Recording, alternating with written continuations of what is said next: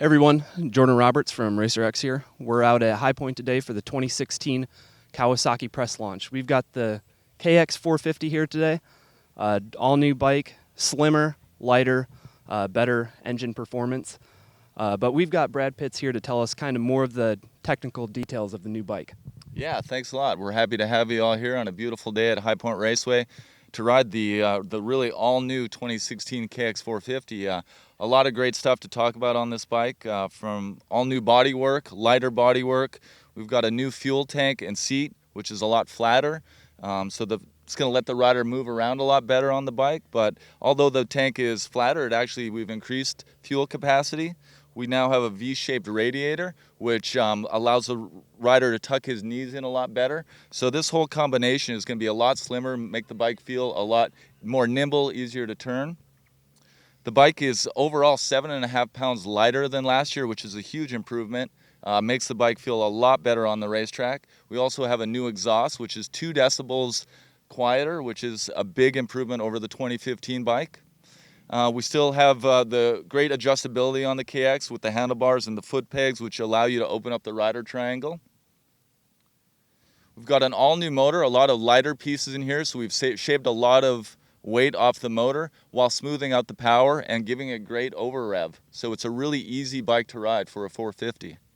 And you guys, you redesigned the frame and everything like that, so you also made some suspension adjustments as well? Yeah, anytime you change up the frame and lighten the bike, you've got to make some adjustments in the suspension. We still have the Showa AirTac fork and a Showa shock. We've changed the linkage up. It's a little bit more linear linkage, a little bit longer as well, so it lowered the rear of the bike by 6 millimeters. Once again, a lot of changes with the bikes. There was a lot of things done here to really change the suspension to suit the chassis.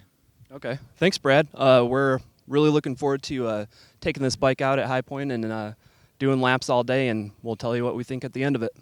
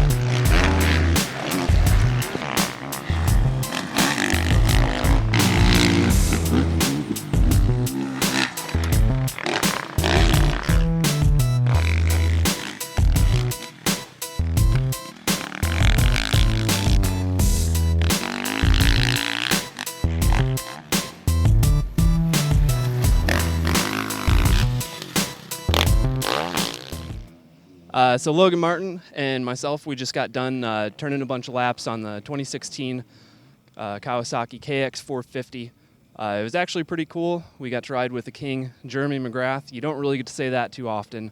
The other thing that was really great is this bike itself. The first thing we noticed, hopping on it immediately, it's really, really slim. The shrouds are really compact, no issues there, sliding back and forth in the corners or anything like that. Logan, I know that was kind of one of the things you noticed as well right off the bat. How'd you feel about just the ergonomics of the bike? Yeah, I really like the ergonomics of the bike. First thing I noticed was when I picked it up off the stand first time, you can really tell the 7.5 pounds that they shaved off the entire bike. You can tell how light it was. Then, yeah, the first thing I noticed on the track was how smooth the sides of the bike are and how easy you can transfer from the front to the back of the bike. Yeah, you mentioned 7.5 pounds, which is quite a significant amount, but it's not even the lightest bike in its class, which even so, you don't really think that when you're on the track. It doesn't feel like that. Corner's great. There's a few other things you can adjust on this to make it more suitable to you. 4 positions for your bar mounts and the triple clamp. You can also adjust the foot pegs to 2 positions. We didn't really touch any of that. We felt pretty comfortable with everything, just moved a couple of levers and felt good right off the bat. The one thing we did touch was the mapping. The guys at Kawasaki helped us out a lot with that. Logan, just talk about the mapping a little bit. Yeah, the bike itself comes with 3 different couplers. It has the stock setting map, and then it has a white coupler, which is a more aggressive setting. Then it has a black coupler, which is for more of a hard pack slick, kind of tames the motor down. And we experimented with, the track was ripped up a little bit, so we put some more aggressive white coupler into it, and you wouldn't think you'd be able to tell a difference, but it makes a noticeable difference to the bike. It improved the bike. Had a lot more snap off the bottom, and it worked really well on the track. Yeah, that's we thought we might have to search a little bit for kind of noticeable changes, kind of pick something out. It was actually almost too much for this track today. We kind of experimented with those at the end of the day. Some of the turns were blown out, really hard packed, some powdery berms, so traction was a real key. Fortunately, the guys had already experimented, the Kawasaki guys experimented with a couple settings for a high point map, and you got to take that one out. What did you think about that? Yeah, they adjusted the map, and they used a tuner, which you can buy through Kawasaki to go with the bike, and you can make your own custom maps to put in the bike. And they had made one yesterday for this track specifically, and they pretty much hit it spot on. The aggressive one, like Jordan said, the track got a little blown out toward the end of the day, and the aggressive one was a little too much for the track, and they had tamed it down just enough off the bottom where it still pulled good, and it worked pretty much perfect on this track. Yeah, it was a little bit too snappy in the low end. They changed settings down a little bit, so it was very tame. Power delivery was a little bit better for this track, but if you're on something deeper, you have the option to switch it up any way you'd like.